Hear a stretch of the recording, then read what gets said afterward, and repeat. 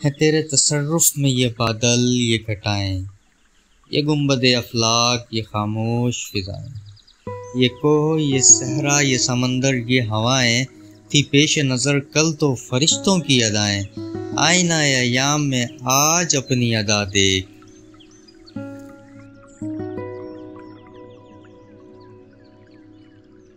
پہچان لے کہ یہ جو بادل اور گھٹائیں ہیں، یہ جو آسمان اور اس کے نیچے خاموش فضائیں موجود ہیں، یہ پہاڑ، صحرا، سمندر اور ہوائیں، یہ سب اب تیرے تصرف اور زیر اہتمام و انصرام ہے۔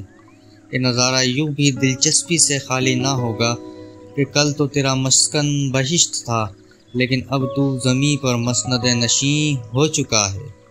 لہٰذا لازم ہے کہ یہاں کے شب و روز اور ماحول کا جائزہ لے کہ یہاں کے مسائل اور مشکلات کا تجھے اندازہ ہو سکے۔